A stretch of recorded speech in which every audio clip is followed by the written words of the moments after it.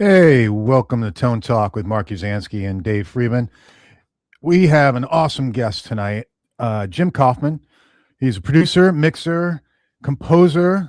He's worked with Helmet, Everclear, Return to Dust, as just some to name. And we're welcome to the show, Jim. Thank you. Thank you for having me today. Yeah, We'll find out more. we'll find out more. Yeah, exactly. There's a whole player background in the past. Yeah, for sure. Oh yeah, what? Many Play moons guitar? ago. Guitar and keyboard. Oh, cool. Yeah. What? Awesome. So where are you located, Jim? I'm in like Santa Monica, West LA, I guess technically. Oh. But yeah, I love the West Side. Beautiful. Yeah, it's nice. Yeah. Well, used to be nicer. I hear you. Santa Monica's got a little weird over the years. It did get weird. It absolutely got weird. My studio's in my guest house, so I try to like keep the commute down to like absolute zero. You know? I get in here at like 4 o'clock in the morning to mix. So if I was trying to drive to my studio at 4 o'clock in the morning, that'd be hard. And I work every day until about 8 o'clock p.m. So I'm in here a lot. So a long day. That is a long day. Do you have time for your family? I try, yeah. I mean, I love what I do, and my wife and kids are super understanding. They know how much I love it, so they come and visit me and bring me sandwiches. You know. Where's That's Daddy? good. You know where Daddy is. Exactly. It's in the other room. Exactly. Just walk over. That's cool. Yeah, exactly. That's awesome. Yeah, I've been I to love- the studio. It's beautiful. Oh, have you? Mark, you Yeah, gotta come produce- by, man. You should come by. It's a good hang. I'd love Yeah. to. I'd love to. When I get over into California, I'm over in Florida. Oh, So, okay, cool. yeah. Where in Florida? Fort Lauderdale, Oh, nice. West Fort Lauderdale area. Furthest point before you start hitting the Everglades, and then heading over to Naples, in the Fort Myers area. So it's cool. It's cool. The weather's been nice Nice. while everybody's still cold, which is Exactly. that's It's a not good cold time. here. No, well, but we've got the two sides of the, with the nice coasts, which is great. So so did you work with Sammy, Jim? Yeah, actually, I just produced a record for Sammy. It's a full length LP that we did in like 4 days, and he had these kind of riffs written, and we used my drummer and bass player, my studio guys, Greg Cash and Dylan Howard, and they came in this room, and like it was like spiritual. It was unbelievable. So I've been actually mixing that. I just did a round of mixes today, and it's an amazing record. It was just one of those magic moments that rarely happen. Sammy's a beast. I love to watch that dude play. It's pretty Oh, awesome. he's amazing. Yeah. Yeah, you Amazing, can pretty much do amazing. anything. Yeah. By the way, can you guys hear me okay? Is my Yeah. my mic okay? Yeah. All right, good. Yeah, plenty. All right, good. Fine. I was fucking with everything, all my settings this past week, just kind of messing. I was recording stuff and everything, so I wasn't sure if I put it all back to like how I remember it was. So I wasn't sure if it was still good or not. You know how that is, right? You're like, oh, I think this was the setting that I had before.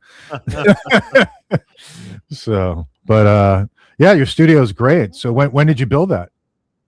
I've been in this location for about 2.5 years. Before this, I was in Santa Monica, but we had our son Elliot, so I needed more space.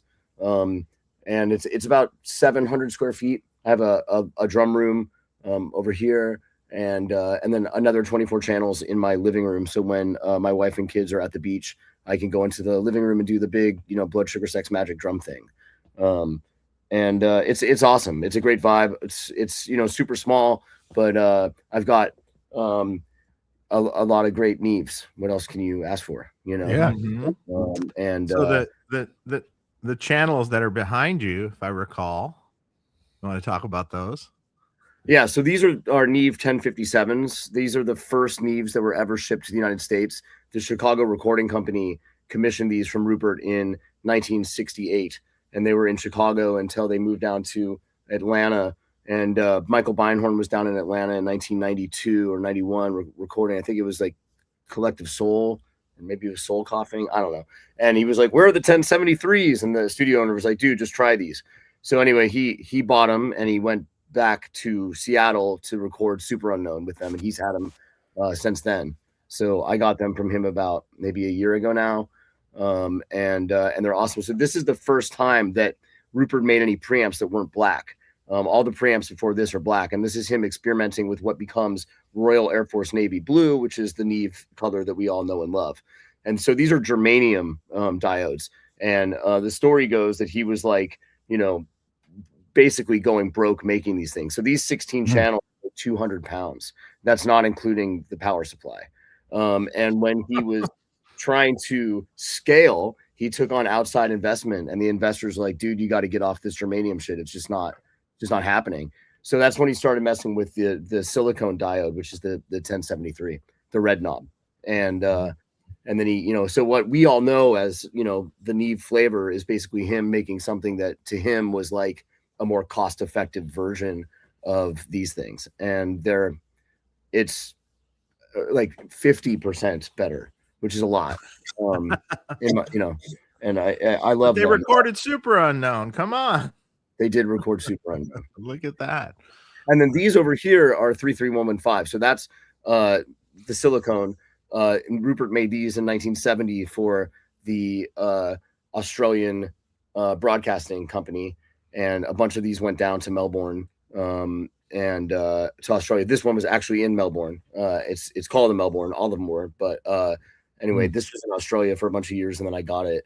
When I got it, it had a Bantam 1/4 inch on it, so I just had to, put the TT patch bay on it and up and running. So that was my first Neve I ever bought.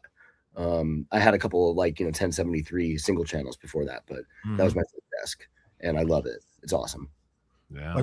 I just out of curiosity, what does something like that go for? I mean, I think the Melbourne's probably 70, 80 now. Wow. Like that. Yeah. I'll let you guess on how much that thing's worth. I don't even want to know. Too much. It honestly belongs in a museum. I don't think I should have it. It's crazy to me, but I use it every single day, and I love on it, and I take really good care of it. I don't even think they're not really mine; they're the world's. I'm just kind of like the custodian of those needs right now. Right. Yeah, you just happen to own it, and you'll pass it on eventually, right? Exactly. Yeah. What do you do when something like that needs servicing? Well, there's one guy that knows how to do that. Yeah. And I got to keep in really good, favor with him. Right. And you have to have the right parts. So I'm constantly on the lookout for, germanium. Which guy is that? His name's Ken. I don't know if you know Ken. Oh. But I know there's also Charlie Bolus.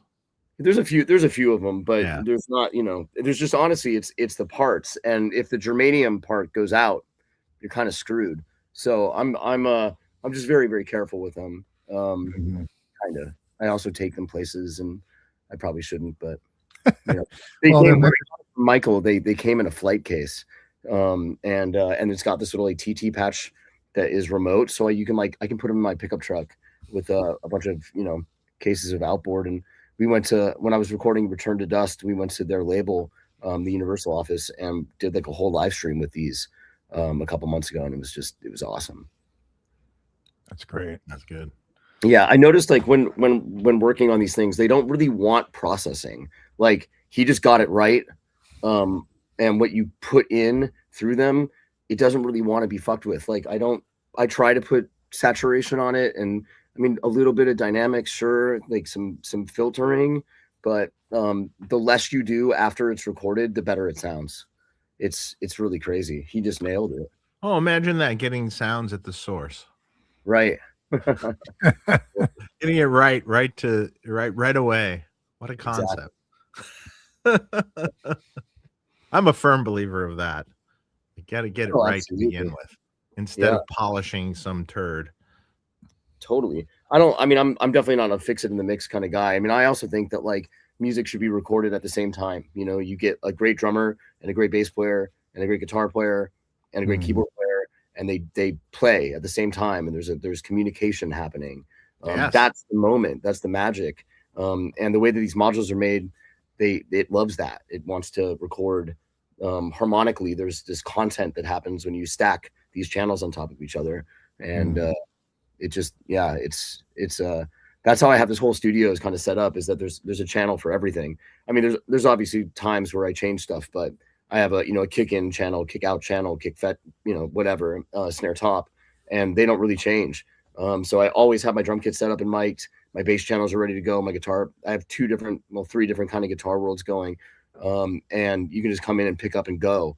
Because also, like, when you're in the moment and there's inspiration happening, I don't want to like have a band in here, we're writing, everything's happening, and it's like, okay, wait, now let's set up the kick drum mic. I want to be able to just to go and grab it. So yeah, I have 62 channels in here that are ready to go at all times.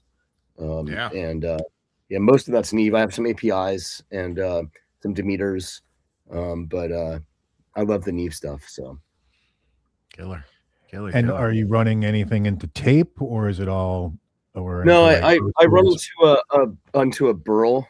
Burl, I don't know if you guys know Burl, but they're an amazing company. I've been working with them for 15 years or something.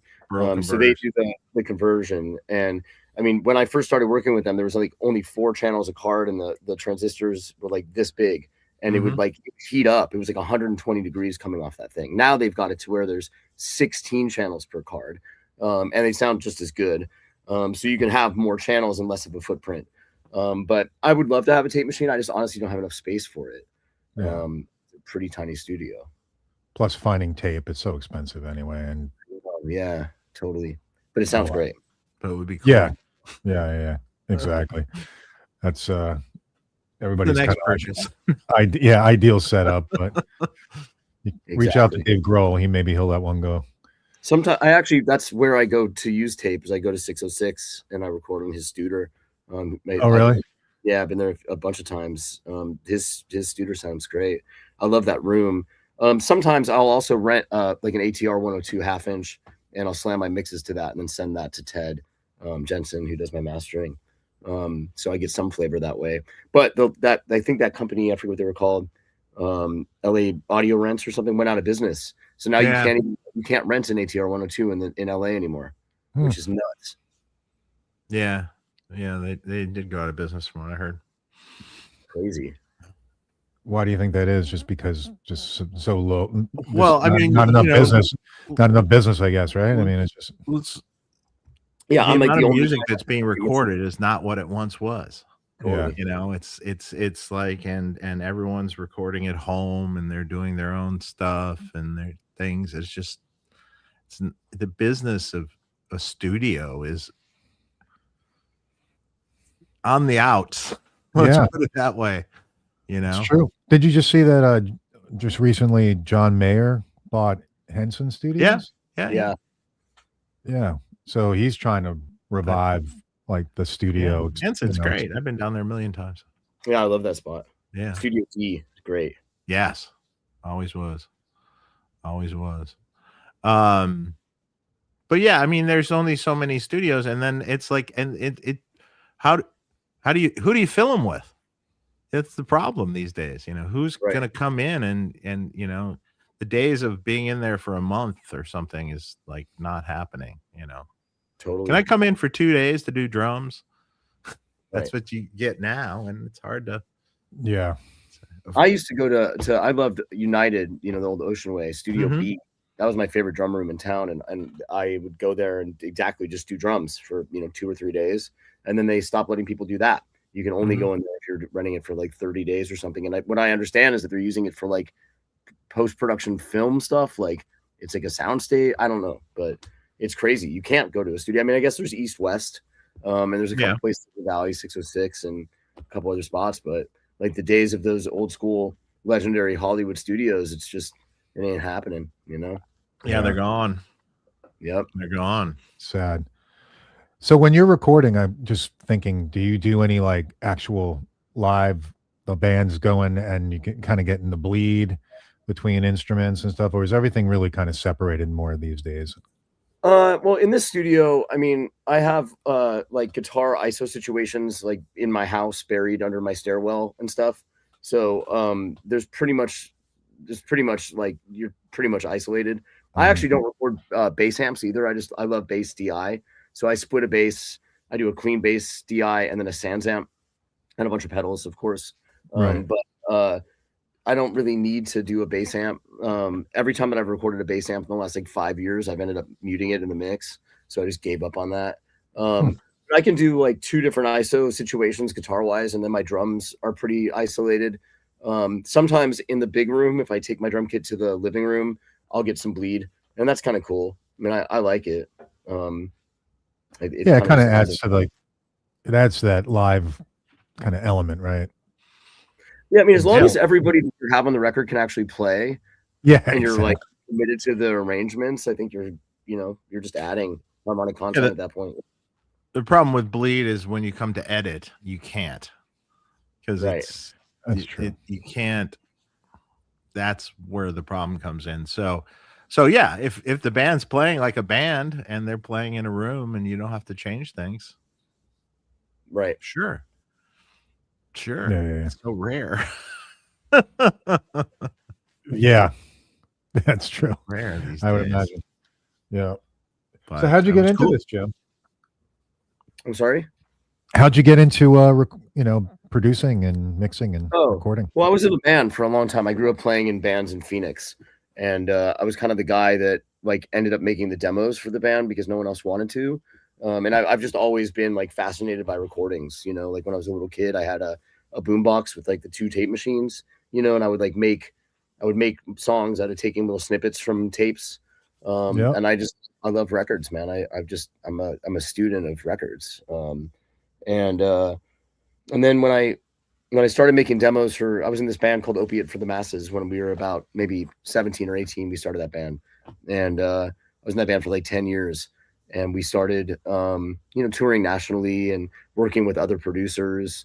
And I kind of just got to watch guys like John Travis and Ulrich Wilde and Charlie Clouser, guys that were producing my band. I got to watch them and kind of take snippets of what they were doing and, apply it into my own method. I mean, the cool thing about making records is there's not one method, right? It's like whatever you got to do to get the final product to sound, to make everyone get out of their fucking chair. So I got to work with great mentors. I've had, awesome mentors in my life. And then, when Opiate got signed, we were looking for a record producer, and my buddy Shiva, who's, my A&R guy now, and he's been one of my best friends for 25 years. He's probably my closest ally. He heard the demos and he said, "Hey man, like who made these demos?" And I said, "Well, I did." And he goes, "Well, then you're producing the record." So that record was called The Spore. And I made that in 2003. That was the first record that I actually put my name on as producer. And it's probably the most successful Opiate for the Masses record. It was the one that moved the needle. And, during the time that between that record and when I left the band, I was producing a ton of other bands, and I was working for Charlie Clouser, kind of assisting him. And I assisted on Helmet Size Matters. And we did that record. Johnny Tempesta playing the drums at Cello Studio A, which is East West now. That was kind of my first, getting thrown into the deep end of making a major label record, and with bands. I loved Helmet growing up, so getting to be in the studio. And then fast forward 20 years later, I produced and mixed the last Helmet record, Left. And Paige and I worked together producing bands, and he's a brother to me. But I got to have a bunch of great older dudes in my life that taught me the ways. And then then you make records and you go through the motions, and now I'm the older guy and I'm teaching the younger guys how to make records. And it's cool. That's awesome. That's awesome. Yeah. I loved Helmet, by the way. When they first came out, man, that blew me away. I was like, holy shit, this band's wild. Totally. I mean, what Paige was doing in New York in the late 80s, and what James was doing here in the late 80s. I mean, for me, those are the 2 bands that really like made the alternative music thing happen, super cool. Yeah. When did they first come out? I think Strap It On was like 88. Oh, wow. But what was like the big, like when they had their first, like the big hits, like that? Yeah, I forget. Betty and Aftertaste, which I think is after that. Yeah. Early 90s, 90, 91. Right, exactly. That's right when I was starting college. It was Yeah, great stuff. great Really, band. yeah, really good stuff. Super cool. So how was it working with them? I'm sorry, you're cutting out a little bit, dude. Am I cutting out? Yeah, maybe it's my computer. I don't. It might be your thing. It could be. Sorry. Oh, no worries. How was it working with them? I mean, it's great. I love Paige. Wow. He's like a brother. So Now everyone we did cut out. that in when I produced the last record. It was like maybe 4 years ago. We did it at my old house. It was one of the last records I made. All Before right. and it was super, super fun. What's up, Dave? Your internet crapping out? I don't think so. I think it was your guy. All your guys went away. It could have been me. It could be my internet. Who knows? I don't know. You kind of went blurry there for a second. Sorry, for Jim. me, you Oh, guys good. were gone. You guys were frozen. Yeah, you look a little blurry right now. Yeah. But okay. Sorry, Jim. What were you saying? Oh, I was just saying, yeah, the last Thomann record we did at my old house, which was the last record before I moved into this place. That record's called Left. I produced and mixed it, produced it with Paige, and super fun record to make. Love that. Love those guys. Yeah, it's just such great musicianship, and I actually haven't heard the latest album, so I'll have to check it out. Yeah, check it out. I mean, Paige is like a wizard, and he's super, super musical, and he's like got his master's degree or whatever in music theory, and he's like a jazz guitar player and super accomplished, but like he's got this way of like making these really dumb riffs, but they're like not dumb, if that makes sense. You know what I mean? They're so simple. It's like they're so complex by being so simple, and then they like turn around on themselves, and that blows my fucking mind. He brings it too. I saw them play maybe a couple years ago. They were doing the Betty tour, 30-year anniversary of Betty, and they played at the Belasco or something downtown, and they walked on stage and they just played Betty from like front to back with like 6 seconds in between songs and just didn't miss a note. Just killer, man. That's amazing. Cool. Yeah, that's cool. Dave, can you hear us all right? Yeah. Okay. Why? You just seem your whole video is off with me for right now. Like even when you're talking, it's not a lot. Your mouth is moving at different times and the words are coming. Oh, that's weird. Yeah, that's all. I mean, I can sign out and sign back in. You want to try that? Yeah, sure. I'll try that. Sure. Okay. So, Mark, do you do a lot of recording yourself? Not really. I mean, I've just started doing some stuff myself, but and really more so just at home. When I was in a band in the '90s, I did some recording. I worked in the studio, did a whole album with a band in the '90s, which was fun, and had experience there. I think that was actually done to tape, if I remember correctly, because it was done in like '91. I don't think they had. Wait, is he back? Let's see. Are you there? Yeah. All right, that's better. Much better. Yeah. Wigged out. Yeah, I don't have any problems. That's weird. Yeah, but I actually just put an ISO cabinet in my garage, and kind of to my wife's chagrin, I've got a bunch of wires running through the living room. What kind of speaker do you have in that? What's that? What kind of speaker do you have in that? I've got it's a back end of V30, and it's a Mesa Recto 2x12 cab. Sick. And yeah, it sounds great. Actually, I just threw an SM57 on it, and I was amazed. I was like, holy shit! I kind of put it right in the perfect spot. I'm like, I'm not moving that. I put the tape right where it is. I'm like, that's staying right where you are. I don't know how I did it, but it's so I was real happy. I was happy with how it sounds. So now I just got to figure out. I think I have to get a new system from UA, because the Apollo Twin is just not doing it, because it only has 2 inputs. So I think I may have to get like the quad, or even the one that has 8 inputs, so I can. The quad's probably what I really need. I'm not going to be. You can add via digitally add another 8 channels, I think, on the Twin, on the Apollo Twin. Really? Yeah. You got to have something that does it, but yeah, you can be a light. Is it light pipe still? Fuck, I haven't done it. Yeah, it's light pipe. It's light pipe still, yeah. Yeah. So you could add another. Man, the UA stuff sounds great. I love my. Yeah, it works great. Yeah. It's super cool. I mean, when it works, but yeah, it's great. Sometimes we run into a couple that failed, didn't you? Yeah, I had one, but you know what? This is a problem that I wonder if other people run into this: leaving your gear on all the time. I leave mine on all the time. Okay, I leave mine all the time too. I mean, I'm sitting in front of like a distressor and a Allen Smart C1 compressor and an Apollo and some mic pre's, and the only one thing I did unplug after a while here because I wasn't using it was an old 1176, but I just was really old, so I was like, yeah, I don't know, but maybe I should have it on. I do a lot of remote stuff, like when I'm out. I go to my cabin and I log in, and I got to be able to send stuff through like my mix chain.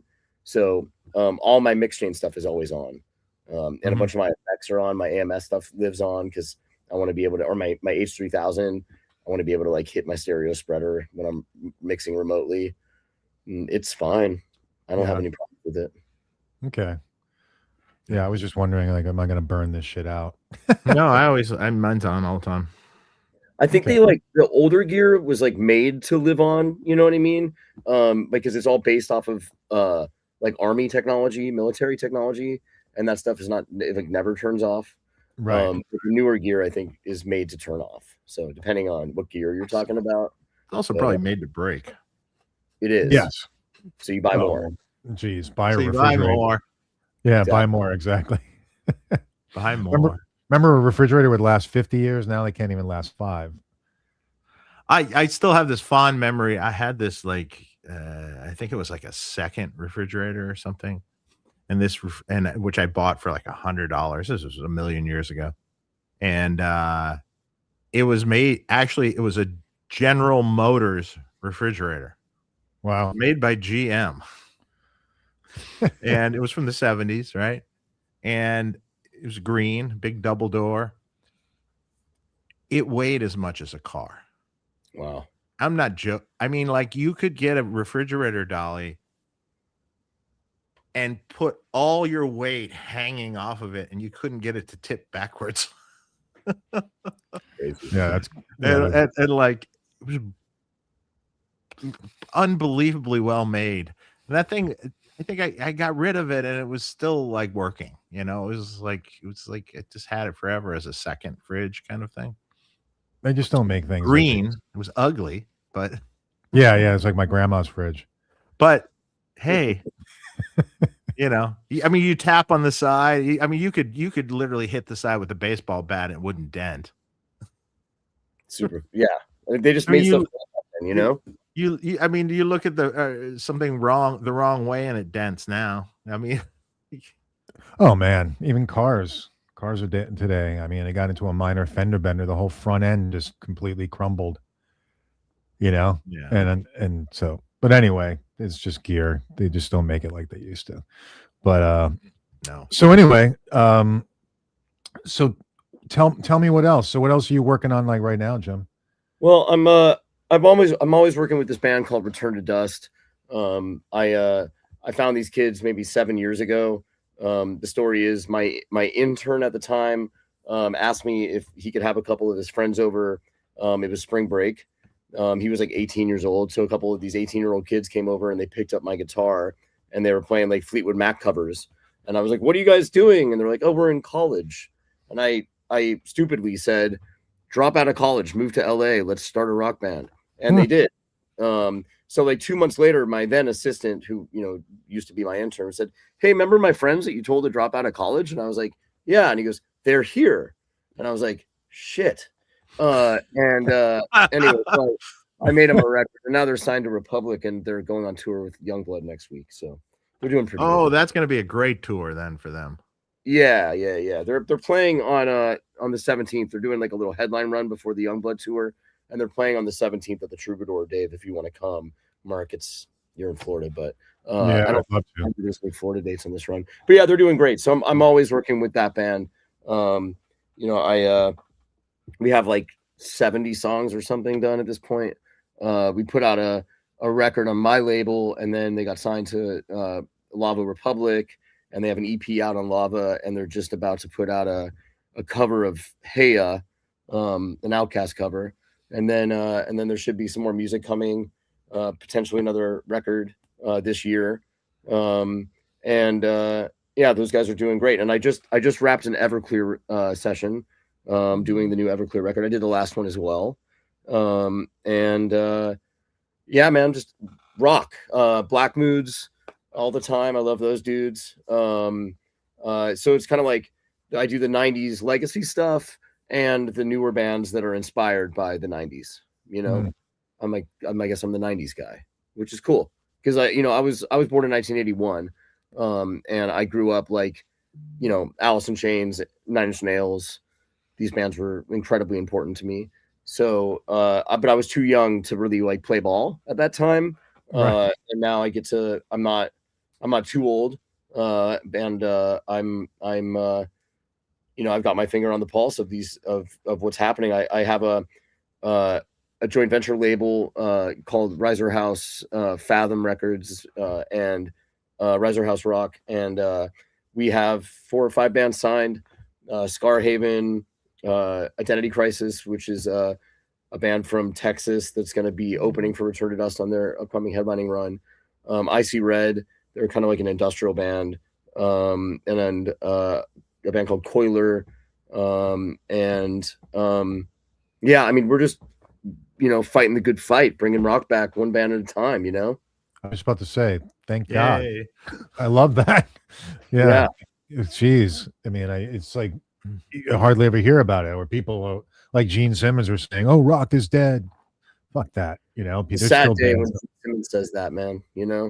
Yeah. Sad day. Yeah.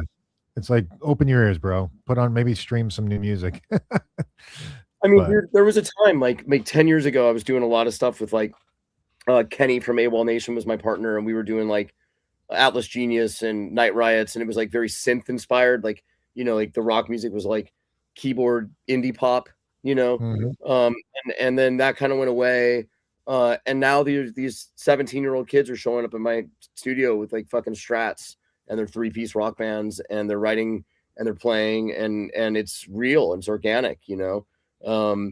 There's like this grunge revival thing that's happening, and I think bands are back, and I think kids, there's a whole generation of kids that went to these shows, and it was 2 guys standing by a laptop hitting play, and that was for 20 years, and I think there was like a whole lot of fucking kids that just missed out on having rock bands. So my goal is to bring rock back to a generation that just doesn't have it, and I've got a lot of allies, which is great, and it's naturally happening. Return to Dust is out there. They're kind of like the lead dog in that race. They got the major label deal, and they've got great management. Danny Wimmer, from Danny Wimmer Presents, and Joe Guzik manage that band. And they're going to go after Youngblood. They go to Europe, and they're doing all the big festivals. Then they open for Breaking Benjamin and Chevelle and arenas over there. But we've been at it for 8 years. This is year 8 for Return to Dust. That's awesome. And it's just now kind of starting to pick up. But it's interesting because like Identity Crisis, when I started working with that band, they were here in my backyard, and they were saying that like 4 or 5 years ago they were listening to Drake, and then now all of a sudden they're playing guitar and they see Return to Dust videos and they're inspired. And their parents, these kids are like 20, so their parents are like our age, 40s, 50s, and they listen to the same music I listened to when I was growing up. So it's like the perfect cycle where the 20-year-old kids got to hear Pearl Jam, in the living room, and now they're 20 and the guitar's back and bands are happening, So it's really exciting. I'm super bullish about it, I think that in such a odd time in the universe and in our country, and with everything that's going on, kids need rock, and they need to feel like they're part of something. Like, I don't know about you guys, but when I grew up, I was part of a music scene, and I went to these shows, and I went to, and I was a fan of bands, and the other kids that went to my school and in my neighborhood that were fans of that band, we would hang out and we'd listen. We'd get the Tool record. We'd wait up all night on Monday. The Tool record came out on Tuesday morning, and we'd listen to it and talk about the lyrics, and it was our life. Rock bands brought that to kids. They brought kids together. And I think that we've lived in a time where music has been like, it hasn't been a thing that has made us come together. And going to a rock show does that, and being in a rock band does that. Playing instruments with other people does that. So I'm just super stoked to see that it's happening again. And if I can help it happen this much, I'm happy to. So yeah, that's awesome. No, it's great. I love it. I actually saw Breaking Benjamin last summer. Oh yeah, on tour with Stained in Lakeview. Oh yeah, and another band called Wage War. Right. So that was pretty cool. Some more modern bands, Yeah. At least Breaking Benjamin. I thought that Return to Dust was on that bill, but they weren't. That's why I went and grabbed my backstage pass that I had, but I thought they were on that bill, but unfortunately they played a leather leg of that tour. But they did some of those dates, just not whatever. Yeah, that's what I thought. But I was like, I thought that they were on that, but they weren't. That's cool. Right now, tonight is Tortuga Fest here in Fort Lauderdale. Oh wow! That's a bunch of bands. Lakeview's playing there. Who's the guy? Oh God, the guy with the tattoos all over his face. Oh, the singer, the guy with Jelly Roll. Not Jelly Roll, the other guy. That has tattoos all. He has tattoos on his face. I can't remember, but yeah, there's a bunch of bands playing there, and like I think Ice Cube is playing and tonight. So we got a question from Big Hairy Guitars, Mr. Michael Nielsen. What's going on? He says, sorry, hey guys, sorry, synth talk. Does Jim use soft synths or all hardware synths? I use both. I mean, I have a bunch of Moog. I have a Model D, and a Juno 106, and a vintage Prophet, and a bunch of little Casios because I love cheap little synthesizers. But I also use all the soft synths. I have all of them. Arturia is great. Omnisphere. I love the M-Tron Pro for Mellotron stuff. I also have a Mellotron, and I think sometimes the M-Tron Pro beats it. But yeah, I mean, I use them all. That's cool. Very cool. Yeah, Post Malone. That's who it was. Oh, that guy. Oh, yeah. That guy. Yeah. Yeah, he's playing, I think, tonight. That's where my daughter went to go see. I could have gone, but I was like, no, I don't have the energy for that. I can't go to a Tortuga Fest. Yeah, but I'm like trying to use up my going out sparingly because I'm taking a trip to Japan on the 26th. Yeah, and it's just like I don't want to be around too many people. I don't want to get sick before I leave. I don't. Oh yeah. Yeah. Exactly. Dave, where are you going in Japan? Tokyo. I love Tokyo, man. Yeah, we're gonna go. My wife I'd been once before, but my wife really wanted to go, and she was bugging me forever. So I'm like, okay, we're gonna make this happen. Dude, it's my favorite place on the planet. I love it there. Yeah, it's gonna be fun. It's gonna be fun. The cool thing is our Japanese distributor is gonna be there while we're there. So awesome. We have a somewhat of a tour guide, although he lives here, but he's gonna be there when he's there. So, and I think some other people are hooking me up with a few other people and stuff. So it should be interesting. I'm taking my son with us, and that's his first time out of the country. So he'll love it. Yeah, it should be cool. It should be cool. But then it was just like, oh, I'm gonna miss so and so, and like the shows and stuff that I go to. It's like, yeah. I think right after I leave, About 10 days. Oh, dude, you're gonna have That's a blast. nice. That's Yeah. amazing. The food is Yeah. just. I mean, Yeah. We're gonna we already scoped out a lot of this stuff. So yeah, it's like for sure. My And buddy we're just, adventuresome eaters too. So good. that's Yeah, Oh, you're yeah. in the right really place. good. So right by every train station in Tokyo, there's a thing called a yokocho, and a yokocho translates loosely to dark alley, and it's Yeah. just these little stalls, right? Like a guy Mhm. selling sushi and a guy selling. They eat a lot of horse over there. A guy selling horse and a guy, the beer guy and the sake guy and whatever. Yeah. Go to the yokochos, Dave. Yeah, down the little alleys, right? The little Yes. things. Yeah. Dude, I've already scoped that out. Yeah, I scoped best that. one is in Ueno. That's the best one. So I'll send you my Tokyo list. Okay, yeah, please do. That's helpful. So I have one already written for all my friends to go. I spent a lot of time there. It's really great. That's awesome. Tokyo list.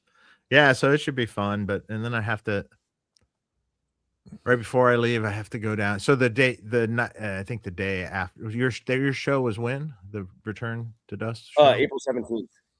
Yeah. So a week from today. And the 18th I already committed to going down to the Rainbow. Oh boy.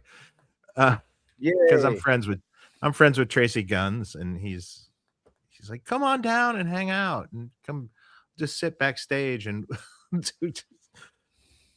okay, as long as I can be somewhere other than out front, sure.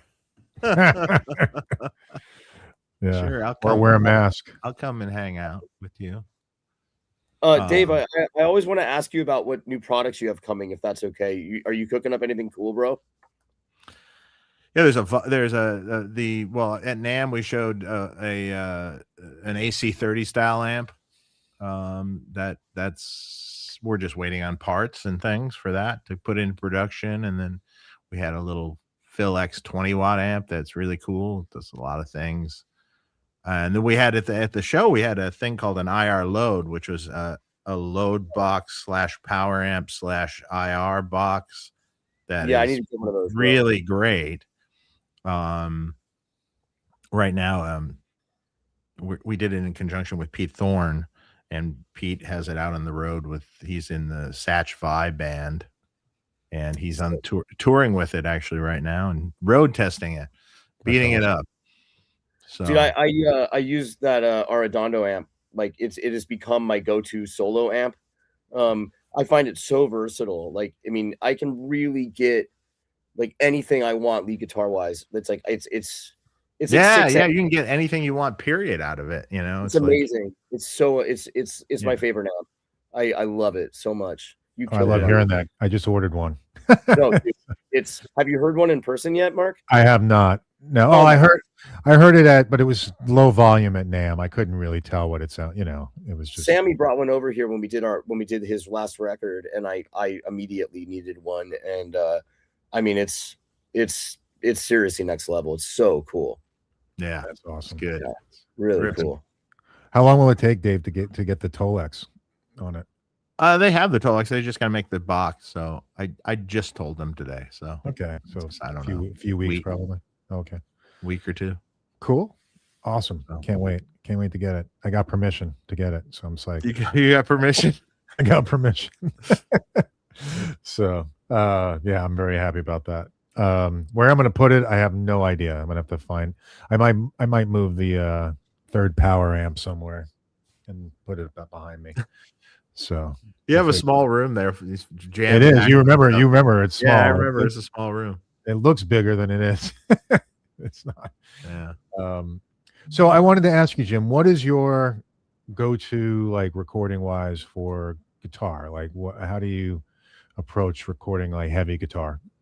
Okay, so I have a couple different cabinets that I love. So I don't know if you guys know Drew Foppy. He makes the Fopstar amps. Are you guys familiar with that? Mm-hmm. So Drew's amazing. He's a boutique amp guy, and he was my guitar tech back when I was an artist. And he's made, I think, 4 or 5 different amps now. And I've been lucky enough to have serial number 2 of all of them. He made me a 112 cabinet that I have underneath my stairs. And it's that's mic'd with a Unidyne and a SE Voodoo ribbon mic. So that's a great combination. And then my bigger sound is a Marshall half stack greenbacks, and I do a 57 on and off access with that clip, you know. Oh yeah, And that's then great.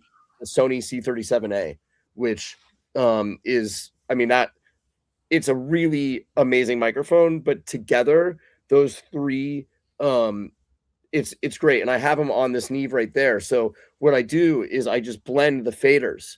So like, you know, we get the Marshall or the Friedman or whatever amp we're using, get a tone in the room, and then I pull up a blend of those, you know, the on and off access and the C37A. And that's my go-to heavy guitar, you know, miking thing. I also record a clean DI. Mostly I do that for edit purposes. But I also find some of the, you know, soft amps very useful. The Friedman amps are great, and then I actually really like this new Universal Audio Paradise Guitar Studio. I don't know if you guys have had time to mess with that, but it is awesome. And that's cool too, because like, you know, sometimes, for instance, you have a song and it's massive, and then the last chorus there's an outro and it needs to get even more massive. And what I do is I just, you know, take the clean DI and I make some disgusting gnarly sound out of it and I pop it over the top, you know. But yeah, I mean, I love amps. I have a Kemper in here because if we need an extra, you know, basics, you know, when we're doing like scratch guitar or whatever, and I don't want to have any bleed or whatever, I have that. And I've actually used Art from Everclear had a Helix in here yesterday, and that was not bad. But I don't ever end up putting it in my mixes. I'll record them and then I end up overdubbing with real, you know, real cabinets, and those just always win. I mean, I want the air. I want the mic to be being beat up. It just feels real to me, you know. Yeah. So, yeah, I was gonna say, like, comparing to doing, you know, with modelers and everything like that, and IRs, and you know, what's your experience with it, and comparing it. It sounds like obviously everything, you know, live always, you know, the real thing always wins, basically. totally. The Yeah, real a thing lot of always wins. the what's that other modeler? Not the Axe FX, but the Neuro Quad one, Cortex? the Quad Cortex. That Mhm. thing, honestly, that thing models amps really well. So like when we're making a record, for instance, like Icy Red, my industrial band that I produce, they model every tone that we get. A lot of times too, one of my secret weapons is no amp, and I just plug into the Neve 1089 and I turn it all the way up, and then I go from that into the API and I turn that all the way up, and then I go into a distressor and I pull it back so that it doesn't clip the digital input. And that I call that my Neve fucked tone. And that thing is Yeah. just brutal. I actually found that by accident one day. I accidentally plugged in the Neve to the API and I was like, what would that do? Oh shit. You know, and it was rad. But we've even modeled that with the Quad Cortex, and I literally can't tell the difference. They A/B me blind, and I can't tell. So of all the modelers, that one grabs the amps the best, and I think that's nice. I mean, I get, like, you know, you're a kid, you're on the road, you want to have the amp sounds from your record. Makes sense, you know. Yeah, yeah. Or I don't know if you've ever tried the Tonex, the Amplitude Tonex. I don't think so. No. Yeah, it's really cool, actually, and it's a lot cheaper than the Quad Cortex, but it's supposedly, I haven't done it, but I've seen other videos of people capturing. Yeah, it does a good job. It's a little complicated to capture, though. Is it? I'm sure Michael Nielsen in here can attest to that one. Yeah, he was one of the videos, I think, that I saw that did it. But yeah, it's a cool box, actually. I'll have to check it out. Yeah. If you want me to hook you up, I know the people over at Tonex with IK Multimedia, so I can hook you up. Yeah. Oh, I should loan you some of my little IR boxes, little tube direct solution things. I think you'd like those. Yeah. Also, I think Sammy had one actually. Yeah, for sure. And when you're running with pedals, you're supposed to use those, right? And well, yeah, if you want a direct solution on an existing, say, pedal board already, and you already have stuff, you know, and you don't want to deep menu dive things, it's great because it acts like an amp. You know, I used to use my amp and I had this pedals plugged into my amp, and well, guess what? You plug it into the same way, and you take it direct, and it sounds like a tube amp because it's tubes. I love it. I have way too many guitar pedals, and I tone dive for hours. So I would love to try different ways of getting that into the box. Yeah, it works. Works good. Sick. Sure. By the way, you mentioned Satch and Vi with Pete Thorne. I'm so bummed, but I have to travel and I miss the show when they're here. But I do think I'm going to see Phil X on Monday with Triumph. Oh, that's cool. Yeah, I'm hoping to connect with him and see the show. So that'll be cool. A Monday night show on the school night. So on school night. So I'm going out on a school night. What grade are you in now, Mark? 163rd grade. Did you fail a bunch of times? Is that the problem? Exactly. Yeah, I left back a bunch. Oh my God, that's too funny. Got a question from Joe. He says, "Do you record all 3 mics or sum them down to one track after you get the blend?" I record all 3. I mean, I blend them to taste, but I'm recording them in, and then I can mess with it after that. I have done it where I blended them before going into Pro Tools, but it's just about how many inputs you have. If you can get away with recording all 3, that's obviously gives you more options later. Yeah. That's cool. Yeah, guess it depends how many tracks you wind up with. Right. And then I guess it's just a matter of playing with the faders. Like, oh, I want to have, the screen back a little bit higher than I want the V30, or this, how the blends all sounds together. I guess it comes down just to ear, right? Exactly. Well, I mean, again, really, it comes down to inputs. I mean, I for many years I only had 24 inputs, and then it's a luxury to have 60 whatever I have now. So before, when I had smaller amount of inputs, I would blend them, and then I would only have one guitar track, and now I can have 3 different mics going into Pro Tools and still record an entire drum kit. But right. Yeah. Walrus says, "I've been trying not to buy the Jose, and this is not helping." Buy it. I just did. So grab one. I'm telling you, it's literally the best amp I've ever tried. It's like magic. It sounds, to me, there's like 6 different amps. It's not like one thing. All those switches you can do. Oh yeah, totally. To 6 different amps. Yeah, for sure. You can do all sorts of things with it. Yeah. From vintagey Marshall kind of sounds to higher gain to somewhere in between to absolutely all sorts of things. And like the different presence stuff, like so one that's of the useful 3 too. Super cool, man. Super cool. I can't wait to get it. So do you have like an amp collection that at the studio? Yeah. I mean, I have a couple of Marshalls. I have a 68 JMP. I have a 70 JMP. I've got the Friedman, and then I have a bunch of combo amps. I have a 65 Deluxe that I love. I have a 65 Champ. I've got one of those really cool stereo Gibson 68s or 78s. 68s. Yeah, those are neat. Super rad. Great reverb tank on that thing. Great trem on that thing. I do a lot of clean stuff on that. I've got a couple of Magnetones.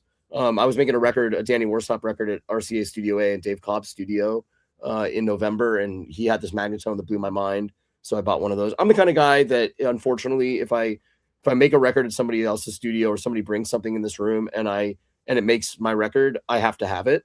Right. But I'm also the kind of guy that if there's a piece of gear in this room that isn't making my records, it's out. I don't let things stay in this room that are not actively being put on my records.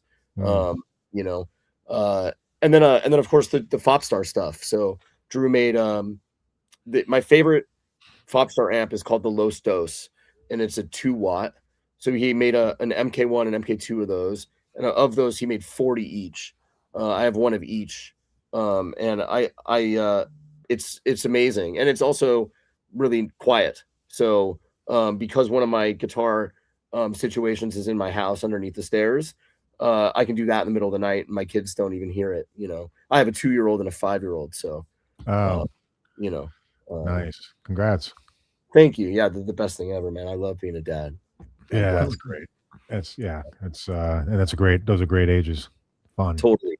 And then I also, I have I love vintage guitars. So when my dad was born in 1942. When he was 14 years old, he bought a 1954 Les Paul Gold Top for $100. Oh, And wow. I have that. He gave it to me, and that's it's amazing. And I record it all the time. And then I have a 54 Junior. I've got a great 1960 Strat. Yeah, I got a lot of guitars. I love Nice. it. Yeah. Cool. Yeah, we just had Keith Scott on last week. Oh, and, cool. Yeah, that was a cool show. And I realized one thing we didn't talk to him about was his old Strat, his like famous 60. I think he has a 61 Strat or something. We didn't talk about. Didn't he talk about that for a little bit about Did blowing the holes through it? Oh, I thought that was a different guitar. No, the white one that was where that guy blew the holes through it with a gun. Okay. Wow. Amazing. Yeah. And then he had another guy that shot at it too. For some reason. Yeah, great story. That was a cool story. Yeah. I think he said there's still a bullet like in it, like stuck in the wood. Which is great. Amazing. Yeah, those pre-CBS Strats, man. I mean, especially like the 60. I don't know what it is about that Strat. It's just magical. Great. Yeah, for sure. I wish. Now it's just impossible to find anything without paying. Well, you can get it. You can just sell all the guitars you have. Right. Yeah. True. Very true. Dave, you're making guitars now too, right? Yeah. Yeah. Cool. Yeah, I have more than enough guitars. I've decided. Yeah, he's making guitars with Rock and Roll Relics. Mm-hmm. Oh, yeah. Cool. You're super cool. Sick. Yeah, I saw some of them at NAMM. They're pretty awesome, man. Yeah, we went hog wild at NAMM with like the like graphic guitars and stuff because you know what, people want them. Yeah, they look great. And and it's also like when you're trying to make guitars, it stands out. It's like if you have 5 black guitars on the wall from 5 different manufacturers, well, they're all black guitars. Okay, what makes that one different than that one? It's like, but when you walk into a music store and you see a polka dotted guitar or something, you're like, wait, what's that? That's the first thing you do, Yeah. And totally catches the eye. And it's funny how the 80s colors have started to come back with everyone. They're like, yeah, I want the hot pink thing, or I want the whatever. Like, okay, great, let's make it. Yeah, those are fun. Those are just fun to do because they're just like, wow, look at that one. That one's neat. That one looks like a 70s van. So cool. I'm just blown away by like you guys that like make actually usable like gear. You know what I mean? Like I can barely play the guitar. Never mind like make an actual guitar that can actually sound good. Blows my mind. So cool. Or amps. Like how do you make amps? Well, I would say like making amps is like mixing. Huh. You're blending stuff together in a certain way to get a final sonic outcome. Yeah, but like, how do you know? Like, oh, this capacitor will add that. Well, that's just doing it forever. You know, you get a feel for it. But I don't think you can really. There's engineers that can make something that works, but it might not sound good. Right. And technically there may be a far better engineer than myself. Okay. So, but again, they don't have the ears. Like not everyone can mix a record. Right. There's guys that technically can do it, but they don't do a very good job of it because they don't hear properly, so to speak, or they don't know. I actually think I think it's like they don't hear properly. I don't think what they can put what they're hearing, why it's not right, and why it should be, how to fix it. Like I don't think it's like some people I always get into this with people about paint. You paint a wall, right? Well, so you're going to paint it, let's call it a mint green, a vintage mint green.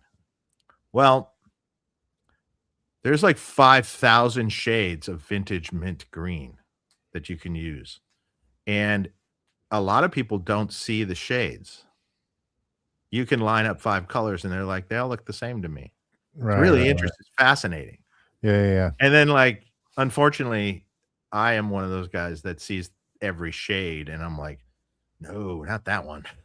Yeah, but like when you're coming up with a new amp, right? You're like in your head, you're like, if I bring in this little piece and that, you can like hear what the amp is going to sound like before you put it together. I can kind of see it on paper. So cool, man. I kind of can know. But then, you know, there's definitely, you have to get it up and going, and then you have to tweak it, and you have to, you know, then you have to mix it, so to speak, you know. Yeah, I mean, I'm kind of like that with mixes. Like when I know a song, you know, if I produced a song and I know where I want it to go, you know, like I mix super early in the morning. Like I get up at 3:30, I come here at 4. I know where I want it to land. My best mix work I'm doing, like I'm honestly like watching myself mix. I'm in meditation, and I'm kind of like the passenger, and my eyes and my ears are telling my hands what to do, and I'm kind of like flow state, and I know where I want it to go, and then however I have to get there is however I have to get there. But it's rare that I hear a song and I don't know what I want it to be like when I'm done, you know. And I think I mix a lot of the stuff that I produce. I do outside mixing as well, but when I'm producing, I'm making choices. You know, I'm committing to saturation, committing to compression, getting stuff, you know, into the computer the way that I want it to be at the end. And that is really helpful. But making a piece of gear and just being able to know what components. Well, but it's similar. I mean, you know, you have a vision for when you're recording this band that say you recorded, you have a vision for kind of roughly what you want it to sound like. It's different than having someone just dump tracks on you and go, here, mix this. Right. Totally. Very different, because then you have to listen to what's there. And then you have to, and then sometimes you're going to be like, oh, totally. Yeah. How am I going to make this sound good? Right. Exactly. Because I know I used to do a bunch of mixing and stuff, and it's just like, man, I would get the worst shit from some people. like, oh God, I got to spend 2 days cleaning this up first off, and then. Wait, Dave, were you mixing on like a large format console, or were you? No, in the box kind of stuff, but you know, with outboard and stuff and things like that. Right. But I mean, I'm a geek. I'm into that shit, so. Me too. That's why I like all this stuff, you know. And I've been hired a lot of times to come in and get guitar sounds on sessions, like big sessions, you know. Like I worked with Brendan O'Brien before doing that, and you know, I've been there. I just did it, and I was good at getting guitar sounds for people. It's like, yeah, absolutely. If you don't mind me asking, what records that Brendan worked on did you do that for him? The one particular record was the Offspring's Conspiracy of One that Brendan did. I got a platinum record for that. Really? Sitting on my wall. Yeah. That's super cool. Yeah. I was sitting there in the studio the whole time watching him work, which was totally fun. That's great. Yeah. I would get the guitar sounds up and stuff, and he'd be like, yeah, that's great. Wow, that's killer. Or hey, that's not working. Yeah. So what do you do? I love Brendan because he's a no nonsense guy. Like if it doesn't happen right away, he doesn't try to fix it. It's like if the amp is up and it's not right away, he doesn't try to tweak it and fix it. It's like, nah, try something else. He knows right away, and he makes that decision right away. No, I vibe like that too, man. That's, you know, and he works very fast. You know, I think a lot of people spend way too much time chasing stuff in the studio. You know, like I don't think that somebody should spend 4 hours trying to find a guitar tone. You know, no, it's just you're you know, you got to keep the artist in a flow. And it's either right or it's not right, you know. And I think that's what's so great about our job. You know, like music is like it's either hits or it doesn't hit.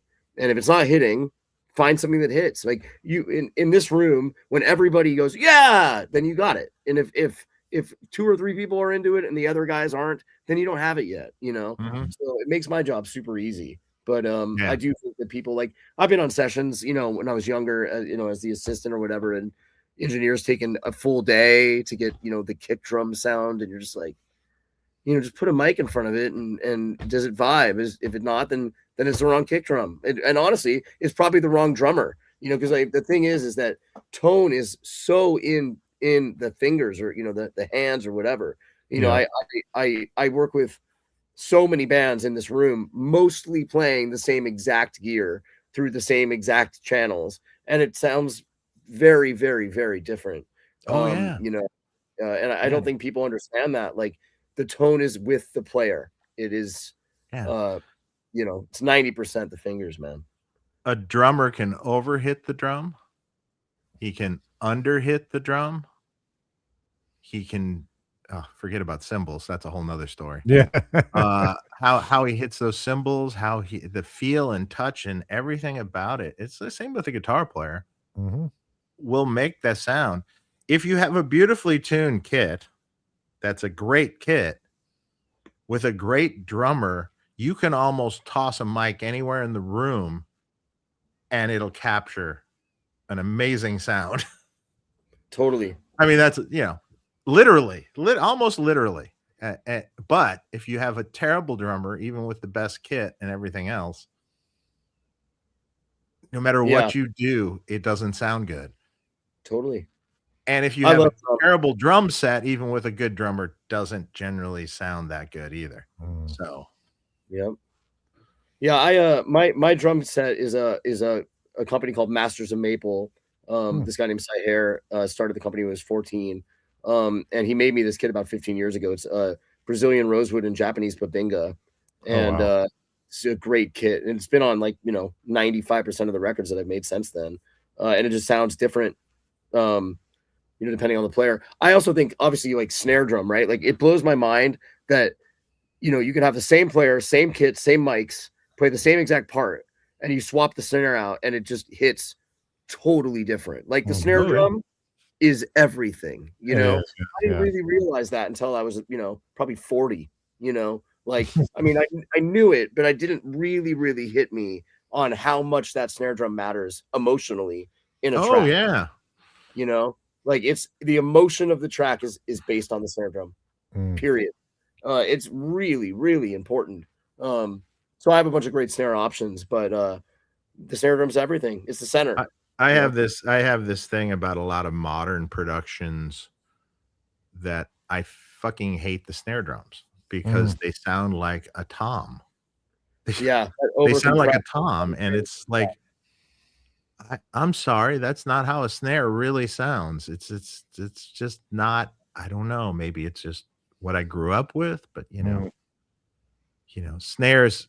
Classic record snares. I mean, like, for anything Brendan O'Brien did, the snare is always amazing sounding to me. I like a little ring in the snare. I like a little of the, you know, the natural quality of the kit, and I like it to cut your head off a little bit too, you know, and I just snap to it. Yeah, but when I hear dung, I'm like, just not again. No.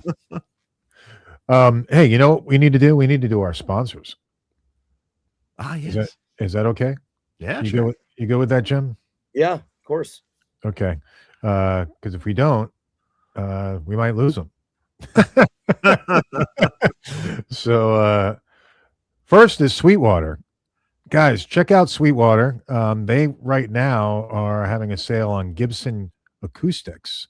So you can celebrate 100 years of the flat tops with Gibson, and looks like they've got some really great selection, which is always great. And plus, you can always do financing, right? Don't they have great financing? Some crazy financing deal. Yeah, I think it's mentioned you too here. can go into Hawk. Yeah, exactly. If you want to finance to it, crazy amount if you want. yeah, easy payments up to 48 months.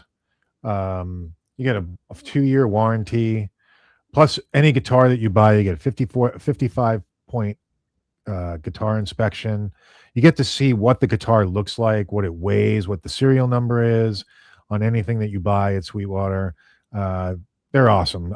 My guy is Randy Poteet, who I deal with over there, and so connect with your Sweetwater gear rep, and they will help you out. We also have a link below, which you click on, and doesn't cost any extra. But if you use our link and purchase something like, say, a Bricasti reverb or Neve console, a Neve console, stuff. Exactly. Any of those things, we'd be happy for you for getting it and for us to get the kickback. We appreciate it. So yeah, check out Sweetwater. Additionally, we want to mention Legendary Tones. We've got David Zabatos over at Legendary Tones. He's got the awesome Caswell 87 mod, which is bringing back the spirit of the SIR number 39, Mr. Scary mod, or the Hot Evo Hot Mod V2. You know, I dropped my Mr. Scary yesterday, and I broke the AT. No big deal. Yeah, I got to get another one. It just kind of. Yeah. Hope I didn't fuck the whole thing up, but no, you just broke the tube. Okay. Those just kind of bulletproof. That's good. But yeah, so make sure you guys check out Legendary Tones. And then lastly is Thomann. Make sure you check out Thomann. For all the people in Europe, maybe not watching at this point, but maybe later. Yeah. Thomann, who's our Europe Sweetwater, so to speak. Yeah, I wouldn't want to see what the shipping costs would be now to US, but I know they have great deals still. Do they? Yeah. Yeah, you can get stuff from there into the US too. It's interesting. Hey, well I don't know how they work it, but it's not that much.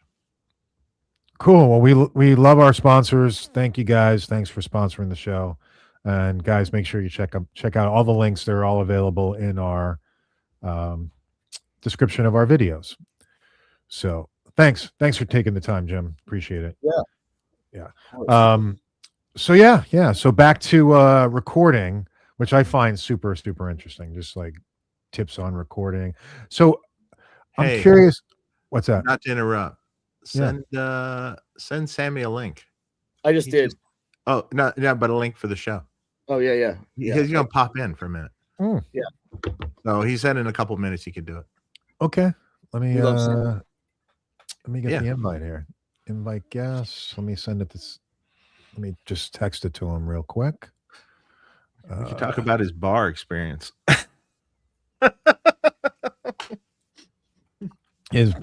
last night. Maybe we're not, but all right. I just sent it to him. Okay. Unfortunately, he was on tour with the Goo Goo Dolls, but they had to cancel the Canadian leg because John Resnick was sick. Yeah, he got pneumonia. Crazy. Don't want to mess around with that. Is he getting better? Yeah. Have you heard anything? Okay, good. Good, because I know they're supposed to kick off the U.S. leg pretty soon. That's a ways away. They have some Vegas dates. I know, like a little Vegas thing. And I think he's got a show in Mexico. He said. Okay. And that's the next thing he's going to do. I don't know Johnny personally. It seems like that guy would like fight to play. So he must have been pretty sick to have. Yeah, totally. He would fight to play. He's from from Buffalo. He's it's like a tough growing up town. It's like blue collar. Yeah, when I heard they canceled, I was like, man, he must have been really, really sick. He couldn't stop coughing and stuff. He couldn't sing. So yeah. Must have been really sick. Yeah, he tried. They tried to take off a few days and pump him up full of stuff, and it didn't work. So That sucks. Yeah, but they'll be back. They'll probably make up I would imagine they would make up the dates and stuff at some point, because it was going really well. It was sold out everywhere. So yeah, it couldn't have. The timing could not have been better, because that resurgence of like people posting pictures of the '90s. Oh yeah, Like, no, like the what whole were you thing. like in the '90s? And everybody was putting the Goo Goo Dolls song. Iris Yeah. charted again. Yeah. Oh yeah. Way Crazy, up right? the charts again because of everyone with TikTok and everything else. Yeah, going it's crazy. The 90s are back. Yeah, it's just like a resurgence of Iris. Yeah, it's wild. It's wild. It was a hit once, now it's a hit again. That's the beauty of It's music, also right? like some crazy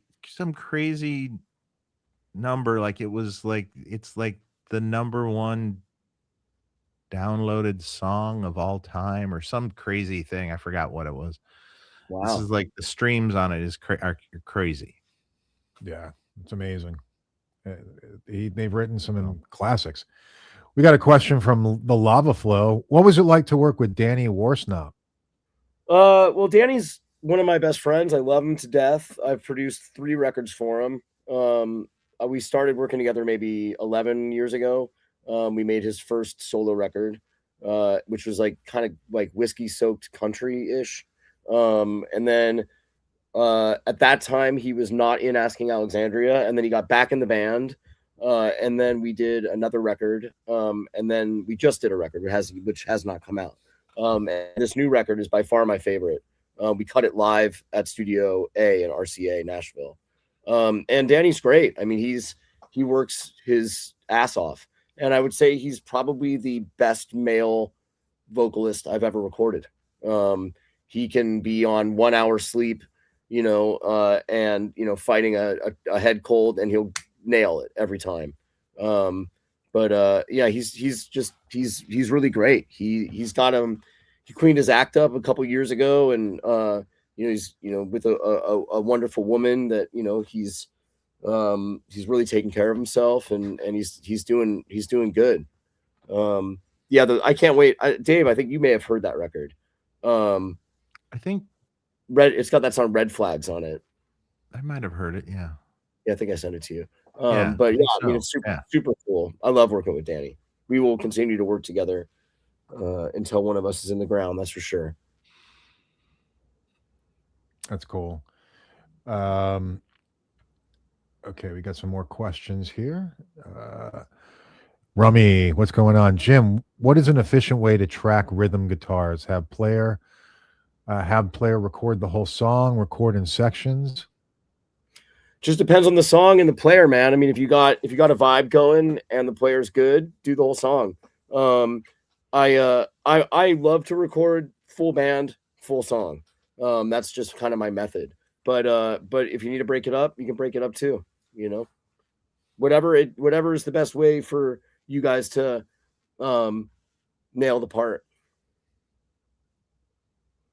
That's cool. David Morelli, thanks for the super chat. Just used my Freeman IRJ to record my new single "Keep Your California" by Jason Christ, out at 518. Such a great pedal, great tones right out of the box. Awesome. Cool. Oh, yeah. And good luck with your single. We've got FR201. Why did EVH never consider the old Mesa Mark amps? For example, the 2C Plus offered very high gain at lower volumes without all the hoops. It's a good question. Because he already, at that point, had his Marshall that he liked. I mean, that he had that Marshall from 1970 early 70s. 74 maybe. So something like that. And he already got the sound he wanted. When did Mesa come out? Like the Mark 1, when was that? 75? Mark 1 might have been late 70s or something, and then the Mark 2s came 80s and stuff. He was already Yeah. I don't know. It wouldn't be the same. It was, no. I mean, yeah. I mean, sure, but you wouldn't have this iconic guitar sound that was, that everyone chased for the rest till this day. They still chase it, and frankly, the real issue is the hands, that he had the hands to have that sound, That's right. So that's that's a big part of it. What about Keith Scott's hands? How the hell does he do those strings? I was thinking the exact same thing, especially at his age, 13 to 50, 71 years old. Yeah, it's at pitch. At pitch, yeah. It was. We looked it up exactly. It was some weird. It was like a custom gauge set. It was like 13 something, like 13, 16, 18, then 30, 40, 50. Wow. On a Strat, and he's always used that, and he still uses it. I'm like 5 springs in the trem. Unbelievable. I kind of, after hearing that again, I kind of want to set up my Strat like that, just for an experiment. I would love to, but I would know I would not be able to play it. I had to recut the nut. Yeah. Oh, look at him! Look who it is. Fresh as a daisy. Fresh as a daisy. How are you guys? There we go. Sorry, it took me a second. I was watching the show in the other room. I had to get my computer booted up, but good to see you guys. You too, Same here, man. Same here. You're back home? Yeah, I'm home for until next Friday. So yeah, I know you guys mentioned it, but the tour I was on got cut short. So yeah, it's always nice to be home though. So it's okay. I hear it's warming up in Detroit. A little bit, yeah. Yesterday was like the first warm day, so it's been nice. It's been such a cold winter here. Where's the next gig at? Say that again. Where's the next gig? The Doo Doo Dolls are doing a festival in Texas, like outside of Austin. So that's the next thing. Then we're going to Mexico. So back to warm weather, which will be nice. Yeah, that would be nice. That'll be good. It's all good. It's a great episode, guys. It's nice. It's nice seeing a bunch of friends together. It's pretty cool. Yeah, it's awesome. It's awesome. So you guys just work together, right? So when is that EP coming out? Good question. It'll be this year, don't you think, Jim? Probably. I'm hoping for the fall. Yeah, it's actually it's an LP. It's a full length. It's a full. Oh, it's full. Okay. Yeah, and it's amazing. I'm super happy with it. I just actually, as I said, I just did a mix pass today, and I put a new plugin on the mix bus that I think is adding some mojo. Pretty happy with it. Yeah, I think it sounds amazing, man. Are you involved in like making that plugin? Is that what you were saying? Or No, my buddy Rick Carson, his company's called Make Believe, and he makes all these plugins, and he just sent me a beta of this. I don't even know if I'm allowed to talk about it. And no, okay. Yeah, he's a magician. Rick is amazing. We're actually making plugins of these 1057s. So cool. Oh, that's cool. Yeah, excited about it. Yeah, it's gonna be awesome. Yeah. So what's the vibe of the music, Sammy? Is it an instrumental, singing? It's instrumental, yeah. This record, it's different than anything I've done in the past because I put a lot of faith in Jim, and he hired 2 amazing musicians. I mentioned earlier, Greg Cash and Dylan Howard. And this is the first time I've made a record with 2 musicians that I'd never played with until we got in the room, So I had a lot of the riffs written, but I really didn't. Usually, like when you're going in to make a record, like there's pre-production, and like I'll have an idea for the drums and bass and the whole product. But with this, we kind of just let it happen in the moment. It was super cool, and I love Jim's studio, so amazing. So yeah, it was a great experience. It was magical. It really was. Yeah, it was amazing, man. Yeah, it was really fun. How long did that take for the process to like actually flush out the songs and get everything down? It was a marathon. I think it was like I was staying at Dave's what is it called? Blow up couch or whatever I was doing it. But it was like 3 days with drums and bass, and then we did 2 days of overdubs. So 5 days total. And you came up with a full album of songs. Yeah. I had some of the riffs are older, some of them were newer. Like I had a bassist I had a lot of riffs ready to go, but Okay. You had like the one riff per song though, man. Like you didn't have like full songs. it wasn't complete. Yeah, it wasn't And complete. then they kind of like did it in like real time by like looking at each other and like facial like like an eyebrow raise, and they all went to the G. It was fucking crazy. It was like I've never seen anything happen like that, and I was so stoked to have my microphones in front of them. They just like tapped into this thing, and we got it on tape. It's really really special. It was really cool. And Jim, to your credit, I mean, Greg Cash, the bass player, is just incredible. He played fretless on the first song, the fretless bass, and it was just so cool and like had such a unique sound that he ended up playing fretless on the whole album. So like that's gives it a totally different like sideways thing than anything I've ever done too. It's super cool. Yeah, super cool. That's awesome. Can't wait to hear it. Yeah.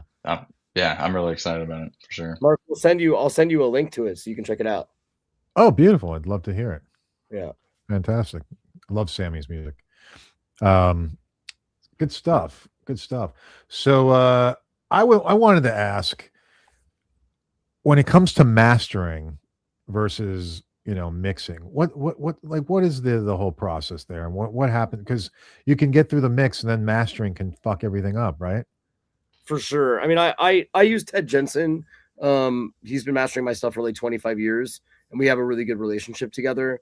But I will say that sometimes bands decide to put out my loud ref. I mean, actually, that happened, Sammy, with Citizen Zero, right? Yeah, sometimes the loud one, like it's perfect, Yeah. So I mix like at a competitively loud level, and then I take off my final limiter and send that to Ted. But sometimes it's like what my plugin was doing was the right thing. But I guess like for the audience that doesn't know the difference, like mixing is you're combining all the elements into 2 tracks. And then mastering is the finalization of the 2 track. I kind of look at it as like Instagram filter. Like you take the picture that's and then like the filter is the mastering that you put on it. That's kind of the way of thinking about it. But I love Ted Jensen. I love what he does to my mixes. But you have to have a relationship, and they need to understand who you are as a mixer in order for them to really do their job, in my opinion. And then there's also some mixers that leave a lot of room, that don't compress as much and don't do a lot of finalization steps to their mixes and kind of leave it more open for a mastering engineer to do more. But I'm pretty heavy handed as far as like the finalization touches on my mix bus. So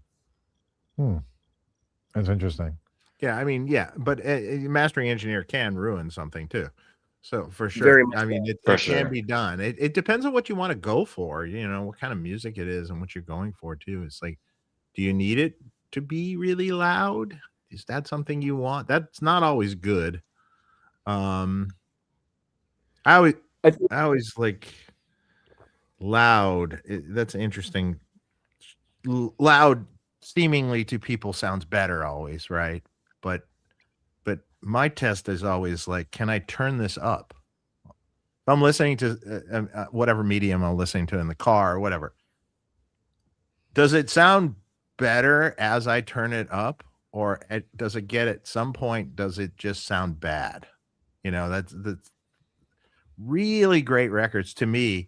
The louder you turn it up in the car, the better it sounds. Right. The more, but some records, they're so squashed and so crushed. It starts to just sound bad. It doesn't, it hurts your ear, so it's like, there's a fine line.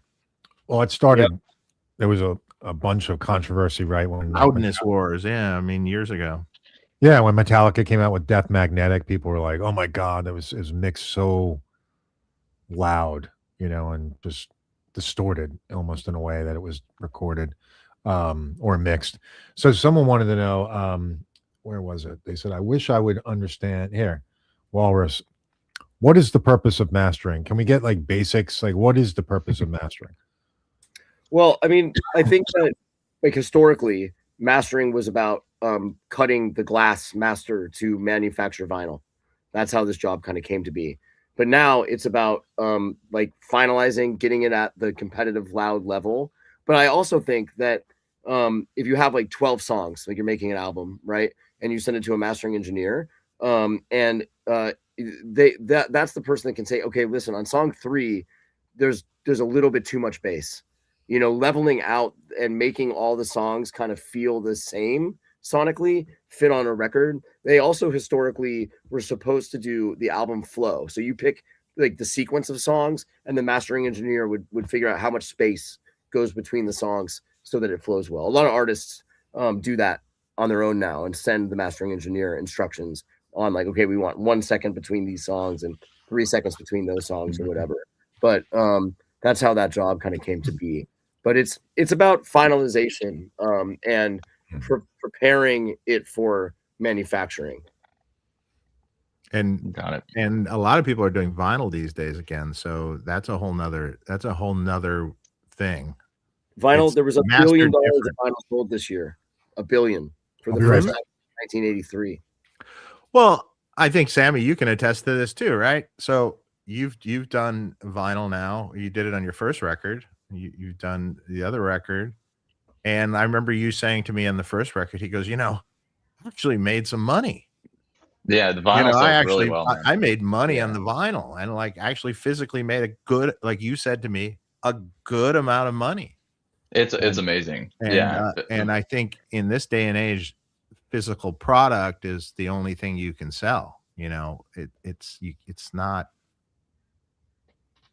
the old days when you bought CDs and things. It's like now people want to touch and feel the vinyl and look at it. I think they can get into the artist world, like the packaging and the pictures and the lyrics, and they can like climb inside it a little bit, it becomes tangible. Right. I do vinyl of almost every record that I make, and kids love that shit. There's a lot of kids that buy the vinyl, don't even have a turntable. Tons. They Tons. just keep it. Yeah, that's just cool. It's just like cool to hold. Yeah.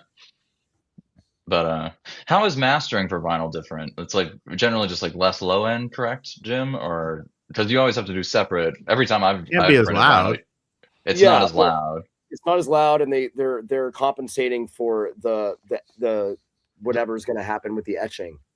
Right. Because the way that they make the masters by etching the wave into the glass, and then they push that into the vinyl to manufacture it.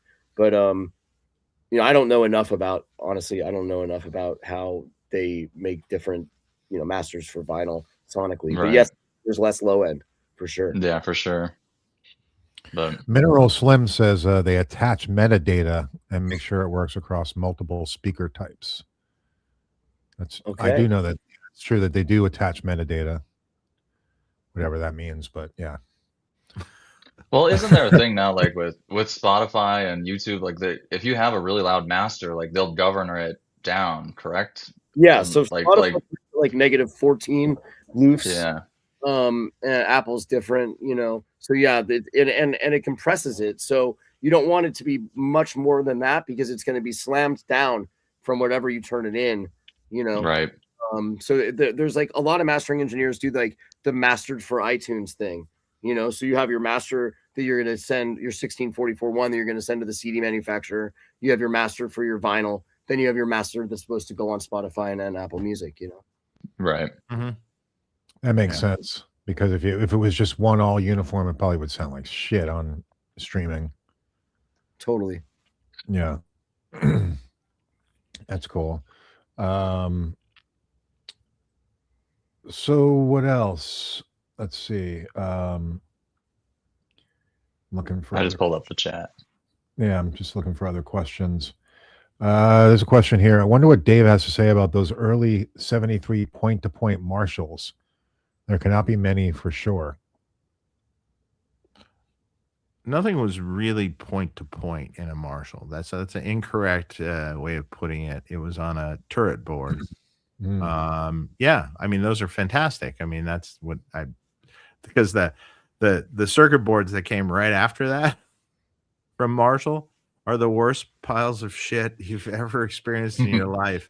If you look at them wrong or solder, they have to change something on it. The trace just falls. It just crumbles. It was like, especially like 74, 5, 6, that era. Mhm. Those are the worst circuit boards ever. Really? And there's nothing wrong with circuit boards, but the early iteration of it for Marshall was just terrible. And it slowly got better over the years. So yeah, those are great, of course. Cool. I have many. Do you? Well, I got a bunch of Marshalls and things. Yeah. So yeah, unfortunately, I have more. Your wall is looking pretty nice back there behind you. Oh, that's nothing of my real amps. Those are amps. Those are amps that are just in for repair that are sitting here. Oh, really? Wow. Yeah. So it varies. I just toss them in this room now because it gets them out of my way in the real. So Dave, when you were a kid, you just like start taking apart amps and shit to learn how to do this? Is that what you did? I kind of did a little bit, although I didn't know shit then. But I kind of did a little bit. I was really curious. I was always curious. You know, when I heard, my favorite guitar players or something, whoever that might be at the time, So I was a product of the 80s, so we had the greatest guitar players ever. When you heard their guitar sound, I was like, what is that? How do they get that sound? I want that sound. How do I get that? What do they do? What are they using? So I was inquisitive about that, and then you didn't have a lot of information at the time. Right. There's no internet. There's no nothing. You had to rely on magazines and things like that, which was spotty at best. So it was. What year did you start Friedman amps? Yeah, I did eventually. Yeah. No, what year was that? Oh, what year? Yeah.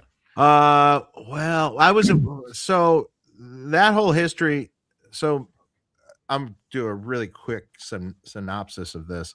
So in the early 90s, I got involved with Bruce Egnater, who I knew from Michigan, and we made the IE4 guitar preamp. It was a really popular preamp in the very early 90s that went in everyone's hands pretty much. And when I got involved with that, I got in, Bruce became sort of the mentor on how to, because I was really into sounds and I wanted to know how to change them, and how to get the right sound in this preamp. And so we became partners and we worked together with that. So I learned he would be the mentor. He would be the guy that kind of taught me, with my own investigating on my own and his help, I learned how to work on amps and do stuff. When you're into something, right? Like you were saying about recording, right? When you're into something, you just seek it out. You seek out how do I do this? How did I get that sound? I'm sure you were the same exact way. It's just like you seek it out. As a guitar player, Sammy, probably the same thing with guitar playing. It's the same thing. So after that, I got involved with another company called Blankenship Amps for a little while. I did an amp called a Variplex, which is sort of my first plexi foray, copying my old Marshall that I had. And then later I made some amps. I made some custom amps for Billy Howardell from A Perfect Circle. And that's the amp that later became known as the Naked amp. I made a small run of those by hand a long, long time ago. This would probably be in the early 2000s. And then by 2008, I started my own thing. Cool. So I guess, close to 18 years or something since I started that. Amazing. So yep, it is. Did Billy use that amp on the early Perfect Circle stuff? All the Perfect Circle stuff, still Cool. to this day. So Great set of guitars, man. Yeah, it's amazing sounding. So yes, that's a very unique sounding amp. It's not like anything. It's until you play it, you don't understand. Do you still make and sell those or no? I haven't. I've been meaning to, and I think I'm gonna be doing an amp with Billy. Oh, cool. Oh, that's cool. A rack mount version of it, because that's what he always wanted. Mm. Oh, that's awesome. So like a 4-space rack mount version of his head. Oh, I wow. don't know if that's going to be a limited run. I'm not exactly sure yet, but we are gonna do something about that. And I probably should just bring back the amp too at some point in time, because people seem to really want it, because it's become a unicorn. Yeah. I was gonna say, yeah, I've never heard one in person or even seen one, I don't think. Yeah. Oh, it started off as Billy had a nailer amp he really liked. And so, which was done by Danny Russell in Detroit originally. He was the designer of that. He had a nailer amp he really, really liked. And he goes, can you put that preamp in with this Marshall power in this Marshall, or can you do that? So basically it became a 100-watt amp, not a 50-watt amp. And it took on some character of the Marshall too. And that was the amp I modded for him. And then then I made some custom amps for him. And that's what he's used ever since. He can't ever use anything else. He doesn't like anything else. If you play another amp, he goes, it's not really it's his sound. Yeah, that's cool. Totally. Yeah. What nailer was it based on? Was it Superdrive 60? Or? Yeah. It's such a good amp. Smooth sounding, but heavy. It has a great feel under the fingertips. Can be a little on the dark side even, but it's got a sound. It's got a thing. It's hard to explain until you play it. The feel of it is different than every amp. It's awesome. Yeah. Jim, I wanted to ask you, how do you know when a song is done? We were just talking about this. Again, it's just like anything else. It's just obvious to me, you know. I'm of the mind that we should also finish and put out music. I think a lot of people overcook their records and like pick on songs like until there's nothing left. And Paul McCartney said, finish the song, put it out, So I like to finish records, man. And again, I'm down to revisit. I think that refinement is a key part of the process. But also the other thing is that songs other than what we just did here with Sammy, most of the time songs should be worked on outside of this room. Like pre-production is a huge thing in writing, getting the songs right in the writing room. And there's still, there's wiggle room when you get in here and get the mics on things. But, I like to have the writing pretty much done before the band comes in here. Cause this should be the easy part, this should be fun. And I think that that's a huge component is artists need to have fun in this room. If you're not having fun in this room, no one's going to listen to the record because the mics pick up the energy of what's happening in here. And if this is a slog and it's like pulling teeth, it's going to feel like that, So, song's done when it's done. But yeah, I like what you said about that too. I think Sammy and I was talking about this too. It's like, does the overall vibe of what you're hearing make you happy? Is it giving you, is you're going, yeah, don't nitpick at all. I mean, you can nitpick it a little bit, but overall, is the vibe of the mix or the vibe of everything, is it there, right. And I think it's more important that you have that vibe and not, because you can every band member, everyone can nitpick every last little bit to death. Yeah. Few comments, okay, sure, but like you kind of lose the mojo, right? If it's overcooked. Yeah, overcook it. Yep. You just dry it right the fuck out. And I don't think we're chasing perfection. I think perfection is not right. We're humans, right? We're not supposed to be music. I don't think it should be perfect at all. I think there should be mistakes in it. I think right. Sometimes the mistakes are the beautiful, happy accidents that literally make a song. Like it can make, that little stupid thing that is wrong. Sometimes is like, wow, that's cool. Yep. Or it can be like Chinese democracy and take 10 years to come out. Yeah, Right. that's what not and to that do. did so well. Exactly. And it did so well. It did so well. And people just love that record, right? They listen Yeah, to they it. named that Oh, as a yeah, top classic, right? Favorite Guns N' Roses album by far. Yeah. That's too That's funny. funny. Mineral Slim, Sammy, when there's time, can you talk about your rig with the IRX and if you're still got it? I've been using one from some direct only gigs and it's great. Would love to hear how others are using it. Yeah, I love the IRX. Like I was an early adopter of that. Just because on the road you have to go direct a lot of the time, and up until that coming out, I just was never happy with any of the options really, you know.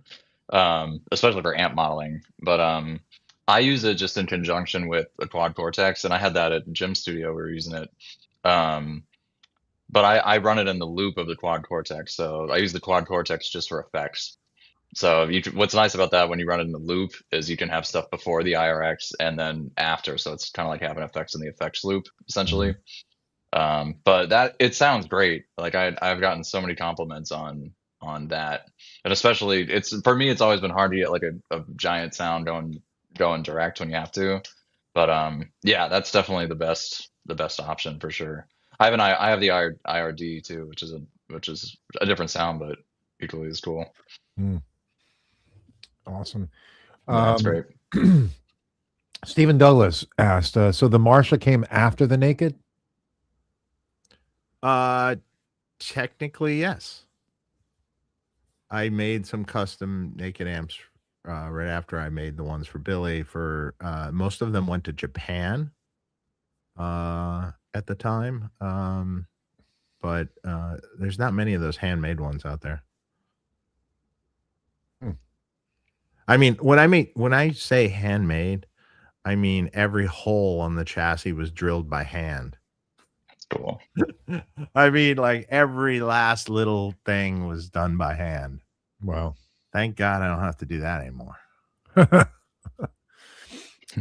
Oh, that reminds me. Did you ever end up helping Landry? That guy from Landry Amps. He was. Oh, I don't remember. He was looking. Remember, he couldn't make his chassis. Yeah, I don't remember. I thought I turned him on to the chassis people, but yeah, I don't really remember now.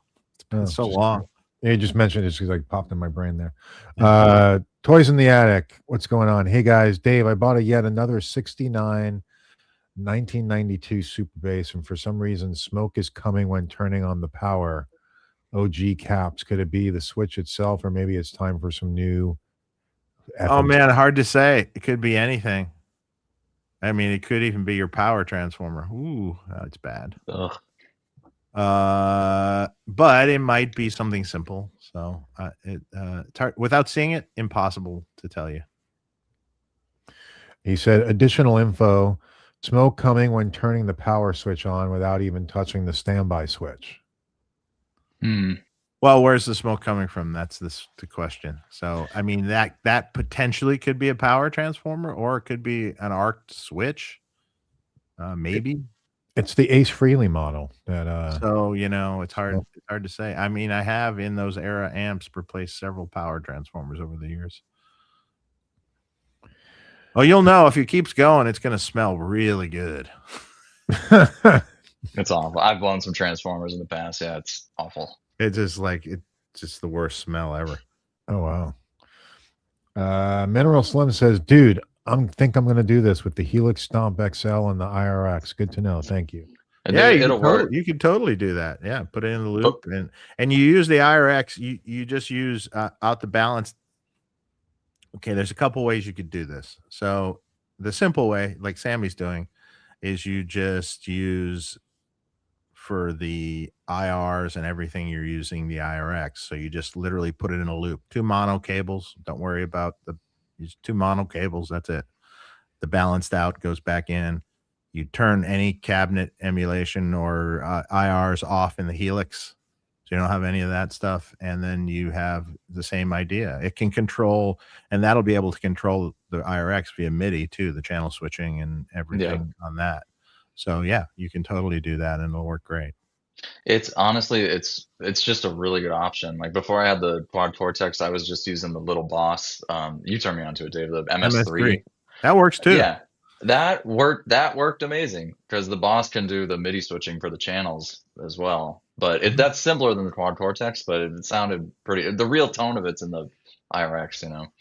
But yeah, you were telling me, Dave, I hadn't tried this too, but you can shut the IRs off in the IRX and then use IRs in the Quad Cortex. Yeah, you can That's do that. kind of. I haven't tried it yet, but I want to. But it's one of I those don't things like really ain't see broke, any don't fix reason. it. I don't see Yeah. any reason you'd have to if you're using a direct. That only works really well if you also wanted to send it to like a power amp or something, Right. and then you needed the XLRs to go to the front of house, and you wanted IRs on those. So then you'd want to put the IRs in the actual. Got it. Okay. Yeah. Quad, you know. The quad, yeah. Because then you can have a separate set of outputs that have no IRs on them. Got it. Yeah. Yep. And that's what we're gonna do. Dave's building like the Voodoo Dolls right now. Sorta. Yeah. Doing that a little different, but yeah. So yeah, but it's gonna be able to have like the direct IR sound and bypassed, correct? Or I don't know. Sorry, I'm not totally Yeah, sure. you'll have the IRs available to use with either the amp or the IRX. So cool. Cool. Hey Jim, what plugins like are your go-to plugins that you use? Oh man, I mean, I have a lot of plugins. I love the I mean the Sound Toys stuff, the Universal Audio stuff, Plugin Alliance. I use that a ton. My buddy Rick makes these plugins, Metric Halo, Make Believe. I think Rick is making the best plugins there are. I use he makes a Soundtech plugin that's really great.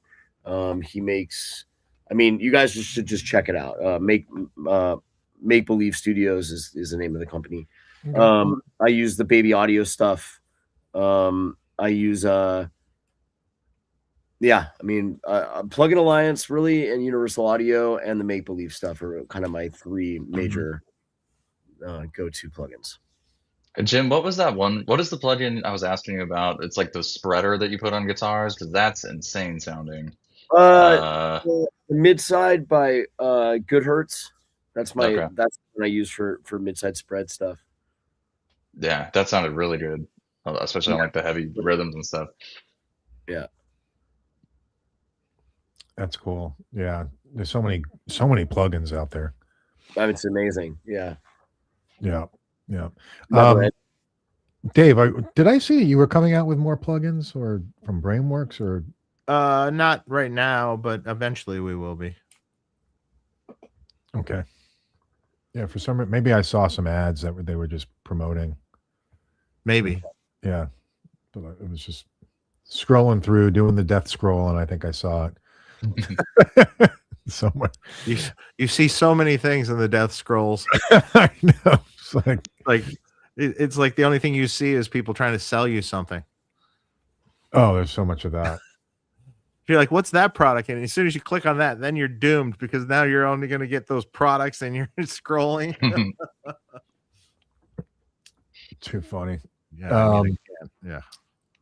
Let's see. Any other questions? Oh, we got that from Toys in the Attic.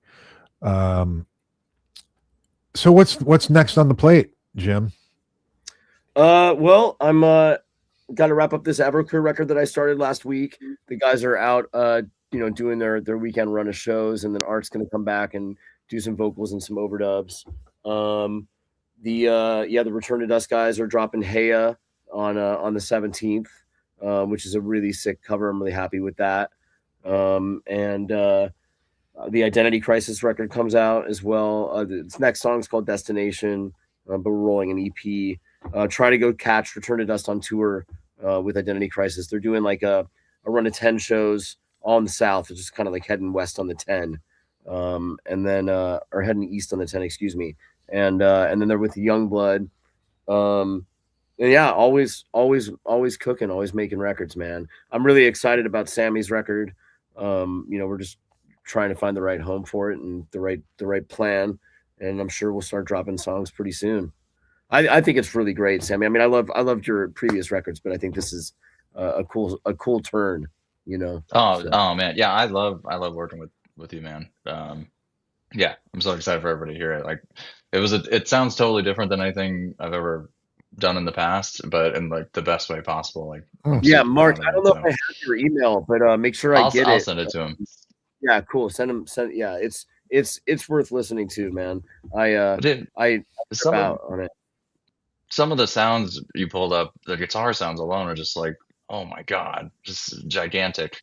So yeah, I'm excited. Jim has this Les Paul baritone. Have you talked about that on tonight? No, Or no. no? I have this baritone. I got it from John Travis. So the story of this guitar was Buckethead in 1991 went to Gibson and said, "I want a guitar that makes me look like Randy Rhoads." And Buckethead's like 9 feet tall without the chicken head. Yeah. And so they made him 2 yellow, you know, like Randy Rhoads yellow baritone, big body Les Pauls. And the story goes they gave him one and he smashed it that night on stage. So they never gave him the other one. And then my buddy John Travis got it from Gibson. I got it off John like 15 years ago or something now. And it's massive. I call it Guitar Mageddon. It weighs like 17 pounds. It's huge. Yeah. It's supposedly the only big body baritone. Doesn't have a serial number. Gibson doesn't admit that it exists. I did hear maybe Dave. I don't know. Somebody was over here and they told me that Jerry Cantrell also has one, but it's white with gold trim. So maybe there's like one other big body baritone out there in the world. Yeah, but it wasn't me. I don't remember. It was one of my guitar friends who was over here, and anyway, it's super cool. It sounds like you're reaching into a piano and plucking the strings. It's like big, works really well with like big country gentleman stuff, but also like it's also like the heaviest brutal metal guitar of all time. So yeah, the heavy tones you can get out of it is just crazy. Cool. Yeah, it's really cool. Do you have it handy there? I'm curious. Yeah, I can pull it up. Let me see if I can grab it. Hold on. I'm just curious. Yeah. Dude, when you walk into Jim's place, like you see it, and it's like, oh wow, that's an old Les Paul custom, like Randy Rhoads. And then you're looking at it more, and you're like, wait, that's like really big, you know? Like, wait, what? That? It's like out of, you know, look at that thing. Oh wow. Oh yeah. It's ginormous. Yeah, yeah, like I'm sitting just holding this guitar already. That's cool. That's just your entire body. Yeah, and it's got P90s in it, so like for recording, it's just awesome. Oh wow, awesome, super cool guitar. Yeah, no serial number. I don't know if you can see that. That's cool. Yeah, that's wild. Got the really one of a kind, or two of a kind. Yeah, or 3 of a kind. Who knows? The other one apparently was smashed. So yeah, that's super cool. Awesome. Yeah, that's a super cool piece, man. But yeah, it's got to sound unique. So what did you use that on? Like for rhythm tracks or? Oh, like it's like the rhythm guitar on almost the whole album.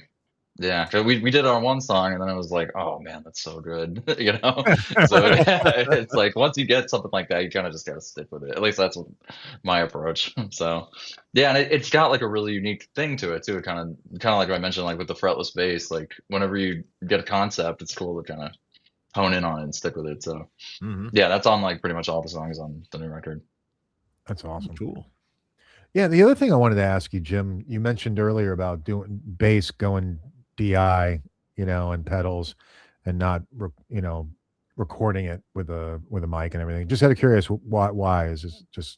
I mean, I guess it's like phase. I think. I mean, I've done it. I've put out plenty of records that I produced with a bass amp on it. But just something about like the phase coherency of just using the DI. And I love the 90s Sans amp, like the one with like the switch. Mm-hmm. You know what I mean? Like it's this one. Let's see if I can grab the rack mount one or the no, this one. The little yeah. That's that great. Switch. The one with the button is different. The diode's different. So this is the one, like get this one. They you have to get it on Reverb for like $500 or whatever it is now. But Jim, you should show him your bass pedal board too. If you're up. Oh yeah, my bass pedal board. His bass pedal board is like the sickest bass rig. We're going on a tour. Seen. Yeah. Oh wow, nice. Yeah, these, and so I do like a combination of, I don't know if you guys can see these, but that's Soldano, and then like the Line 6 and the Rise and Shine, those 3 things, like the different levels of distortion from those 3 into the Sans amp, and it's amazing. So Yeah, and I know a lot of people for that, and I do a clean, and I compress the clean. I compress the clean with the 1176 Rev D, and I don't compress the dirty. And I use the these I put this light on. Let me start turning this off here. These 1058s, these Neves here, which I also got from Michael Beinhorn. These are the Soundgarden bass and lead guitar Neves. So these are my bass channels. And I also use an API 560 on my bass. And as I said, the Rev D on the clean stuff, the 1176. But I don't compress. I actually don't do a lot of compression on the way in on anything. I don't really compress my drums. I compress room mics, but that's it. So I like a lot of like open, you know. Right. A lot of people used to use the rack mount Sans amp for bass also, because they the original one, the silver one. Yeah, silver one. Yeah, that works out really good also. Yeah, something special about that black pedal with the switch on it, though, man. Dude, why is that? That's the one I've always had too. Why? I don't know. They make a new version of it, but you only end up seeing those. It doesn't sound the same. It's weird. Again, it sounds different. Like with the buttons doesn't sound the same. The one with the purple doesn't sound the same. It's just that one. That one sounds so good. Yeah, it was perfect. It's funny. The bass player in Sponge has one particular pedal, Sans amp pedal, and he goes, none of the others, even of the same era that I've bought, have sounds like this one particular pedal. And I heard that pedal like into the, you know, like a SVT or something when they were playing here once. God, it sounded good. I'm like, holy shit! Dude, it's like impossible to beat for. He goes, but this is the only one I have, and it's the only one that sounds this way. I mean, not all gears made the same, bro. Yeah. Some one piece was. I don't know. It's the other pedal for bass that's really interesting for drive. A drive pedal is an old Voodoo Lab Sparkle drive because it has a blend knob on it, so you can just blend in the grit and stuff. It works really particularly well on bass. Cool, interesting. It's a fun one. Yeah, it's a cheap one to find too, generally. Yeah. Sick. It's cool. What the hell is that? Sorry. Something just popped up on my thing there. Sorry about that. You're good, man. Mineral Slim asks for another question. Thanks for all the help, guys. Wondering if Jim could talk about a starting point signal chain for a dirty guitar bus for adding some clarity and excitement. Yeah, I mean, on every one of my buses, the first thing is going to be a filter. So I use, Q4 or whatever, and I cut out the high end and the low end wherever that needs to be. Guitars usually somewhere, I'm cutting everything below 80 or 90 and above 12. And then I love the Decapitator. I love Saturn 2. But I usually commit my grit from the amp, and if I need to push it, I'll use one of those two things. And then it's always important to remember to put a filter at the last part of your chain as well. So, filter the sound that's going into your processing, and then after your processing, you need to have another set of filters because the plugins are going to add high end and low end that you want to make sure is back out of there before you hit your mix. But yeah, I mean that's great. I use for compression for guitars in the box, I use RVox, the Wave plugin a lot, which is a vocal plugin. And I like the UA 1176s, the blue stripe is really good. And I do all kinds of crazy shit like EQ wise, like I'll brighten some stuff up with the plugin 1073, the UA, before hitting the Decapitator, and then I'll do another set of EQ before filtering, and take the high end down. Usually, again, the 1073 or the 1084 plugin I use a lot on guitars. Awesome. Thanks for the question. We appreciate it, Mineral Slim. You've been helpful tonight with all your questions. Bill 4410, thanks for the super chat. Jim, can you talk about the production of American Spring Anti-Flag? I love the sound of the guitars on that album. Awesome, thank you. I recorded that record in my house in Culver City, which was like 3 houses ago. That was before I had a guest house with my studio in it. So literally, like, my studio was in our living room, and my Yasmina, my girlfriend, would be like coming home from work, and me and Anti-Flag would be sitting in our living room recording guitars. A lot of those guitars are my Foppy amps. I think number 2 brought an amp, if I remember correctly, a Marshall, and then Ryan Hewitt mixed that record, which was awesome. But we used the Sony C37A and my 257s on my Marshall cabinet, and popped around between a couple different Fopstar amps and I think number 2's Marshall. Cool. Awesome. Very cool. Very cool. Well, I want to thank you so much, Jim, for coming on the show. Oh, thank you for having me. Yeah, had a blast. Awesome to have you on, and get to know you and your career and all your awesome gear. Geeking out in the gear. Yeah, seriously, amazing. And I can't wait to hear Sammy's album. So, yeah, man. I'll text it to you now, man. Yeah, what's it going to be called? Is it going to be like a band name, or is this It's just gonna be under my name, but we have a working title, but tell them what the working title is. Not yet. There will be a time. But I'll send it to you now, Mark. Right. I think you'll dig it. Awesome. Can't wait. Thanks for letting me jump on, guys. It was fun.